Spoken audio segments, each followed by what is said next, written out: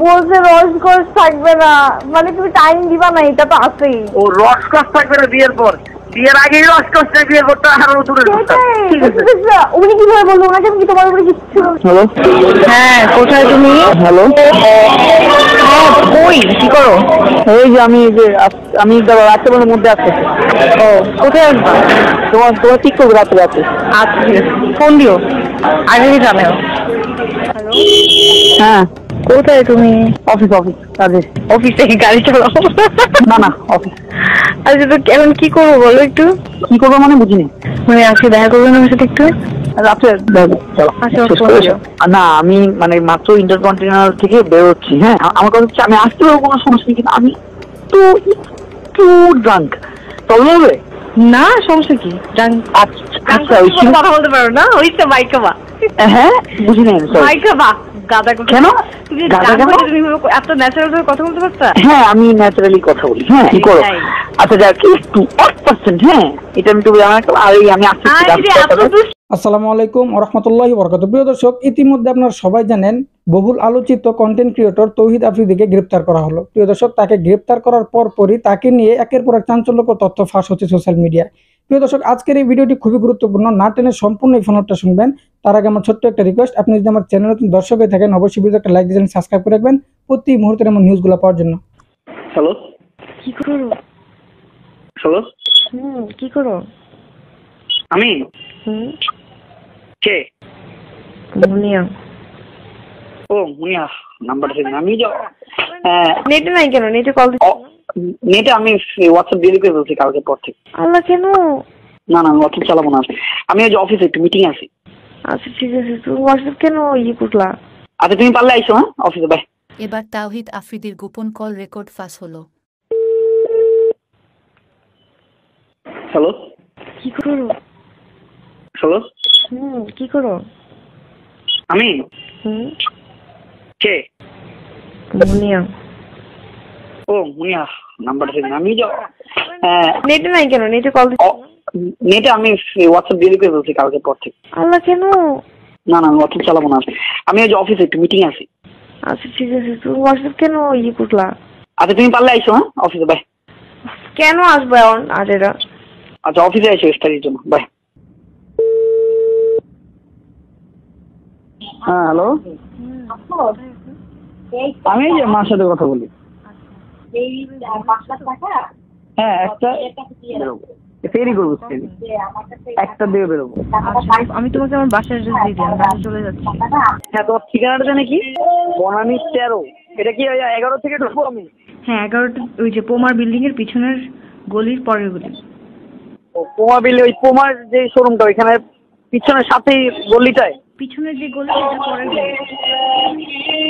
ও আচ্ছা, তোমার ওখানে শোরুম আছে না? ধাবা? হ্যাঁ ওই ধাবার ওখানে না? হ্যাঁ আমি বুঝছি, আমি বলি তোমাকে ধাবার গলিটার ওখানে না? ধাবা আবার কোনটা? আমি চিনি না।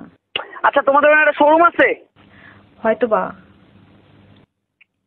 13 নম্বর গলি, right? House number 49। House number 49। ঠিক আছে দাঁড়া, আমি বনেটে ঢুকে কল দিচ্ছি। হ্যাঁ হ্যালো, কই? 13 নম্বর রোড না? হ্যাঁ। তারপর ব্লক না? হ্যাঁ। তাহলে আমি মনে হয় তোমার বাসার এখানে। বাসার সামনে? আচ্ছা আমি বলতেছি। আমি কি গাড়ি বাইরে রাখবো না ভিতরে রাখবো? ভিতরে পার্কিং আছে। তোমার পার্কিং কিছু কোনো গাড়ি নাই? আমার তো এমনি একটা পার্কিং আছে, তো এখন গাড়ি কেন থাকবে? আচ্ছা আমি ফোন দিই দাঁড়াও। প্রবলেম হবে? কি প্রবলেম? বলতেছি আর কি, প্রবলেম হবে নাকি? নিজের পার্কিং আছে, তা আমার তো পার্কিং দরকার। এই পার্কিংটা একটু দাও।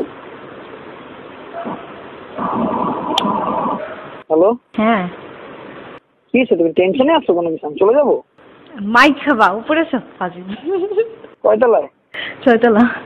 প্রবাসীদের বিনিয়োগের শতভাগ নির্ভরযোগ্য প্রতিষ্ঠান প্রবাসী সিটি লিমিটেড। এখানে বিনিয়োগ করে ঠিক আছে। করছে যে আব্বা এই অবস্থা যে কবর জিয়ারত করি। ছাত্রদের বিপক্ষে গিয়ে শেখ হাসিনার পক্ষে প্রথম কন্টেন্ট বানিয়েছিলেন তৌহিদ আফ্রিদির অন্যতম সহযোগী তাহরিমা চৌধুরী প্রীতি। কিন্তু 24 আগস্ট আফ্রিদিকে গ্রেফতার করা হলেও তার সহযোগী প্রীতি দিব্যি এখনো সোশ্যাল মিডিয়া দাপিয়ে বেড়াচ্ছেন। ছাত্রদের বিপক্ষে প্রথম কন্টেন্ট বানানোয় জুলাই আন্দোলনের সময় প্রীতির বাসাতেও হামলা হয়েছিল। এই প্রীতি জুলাই আন্দোলনের আগে ব্যক্তিগত ভিডিও ফাঁস হয়ে সমালোচনারও শিকার হয়েছিলেন। তবে প্রীতি ছাড়া আর কে কে তৌহিদ আফ্রিদির সহযোগী ছিলেন চলুন একটু জেনে নেই। আমাদের উপরে শুধু শুধু হামলা করা হয়েছে, আর কিছু না, আমরা জানি না আজকে রাতে আমরা বেঁচে থাকবো কিনা। গত আগস্টে রাজনৈতিক অস্থিরতার সময় শেখ হাসিনার পক্ষে সরব হয়ে ওঠে কয়েকজন কন্টেন্ট ক্রিয়েটর। তাদের নেতৃত্বে ছিলেন তৌহিদ আফ্রিদি। অভিযোগ রয়েছে অর্থের বিনিময়ে তারা হাসিনার পক্ষে ভিডিও ও কন্টেন্ট তৈরি করতেন এবং শেখ হাসিনাও কন্টেন্ট ক্রিয়েটর ও টিকটকারদের হাতে রাখতে বিভিন্ন সময় তাদের পৃষ্ঠপোষকতা করতেন। এছাড়া আফ্রিদির পাশাপাশি সুলাইমান সুখনও নেতৃত্ব দিয়েছেন ইনফ্লুয়েন্সারদের দিয়ে ছাত্র আন্দোলন বিরোধী ভিডিও বানাতে। এসব কাজে আরও যুক্ত ছিলেন নীলান্ত আহমেদ সিফাত ও নাফাইসা নিসা। তারা তৎপর ছিলেন আন্দোলন বিরোধী স্ক্রিপ্টেড ভিডিও পোস্ট করতে। জায়েদ খানও আন্দোলন বিরোধী ভিডিও করেছিলেন, পরে হাসিনার পতনের পর তা মুছে দেন। এছাড়াও ছিলেন RS ফাহিম, যিনি আওয়ামী লীগের ঘনিষ্ঠ কাউন্সিলর তারেকুজ্জামান রাজীব ও প্রতিমন্ত্রী নসরুল হামিদের সঙ্গে যুক্ত ছিলেন। শিহাব নিয়ন ও রাফসান্দার ছোট ভাই সরাসরি আন্দোলনের পক্ষে আসেননি, বরং আওয়ামী লীগের নির্বাচনী প্রচারণায় সক্রিয় ছিলেন। এই ঘটনায় আরও এক জড়িত নাম ফাবিয়া হাসান মনীষা, যিনি পরিচিত ফুডাপ্পি হিসেবে। তিনি সরাসরি তৌহিদ আফ্রিদির মিটিং থেকে বেরিয়ে আসেন এবং পরে ছাত্র আন্দোলনের পক্ষে দাঁড়ান। ক্রিয়েটরগুলোকে ডাকা হোক, ডেকে এদেরকে বোঝানো হোক তারা যেন সরকারের পক্ষ নিয়ে, ছাত্রদের বিপক্ষ নিয়ে এবং জামাত শিবিরের বিপক্ষ নিয়ে তারা যেন ভিডিও আপলোড করে, তাহলেই হয়ে যাবে। মানে মূল হোতা যেটাকে আমরা বলি সেটা ছিল তৌহিদ আফ্রিদি ভাইয়া। এছাড়াও আরো কয়েকজন এই চক্রে জড়িত বলে অভিযোগ রয়েছে। তৌহিদ আফ্রিদি প্রায়ই ডিবি কর্মকর্তা হারুনকে নিজের চাচা বলে পরিচয় দিতেন। তার নাম ব্যবহার করে বিভিন্ন সুযোগ সুবিধা ভোগ করতেন বলেও অভিযোগ রয়েছে। আমাদের বিখ্যাত হারুন কাকার কাছ থেকে আমি 500 টাকা নিয়ে এখন আমি খেতে যাব।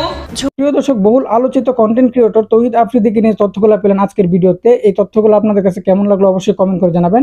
নতুন নতুন এমন নিউজগুলো পেতে চ্যানেলটি সাবস্ক্রাইব করে এবং ভিডিওটা ভালো লাইক দিবেন। আজকে এই পর্যন্তই, পরবর্তী ভিডিওতে আসসালামু আলাইকুম।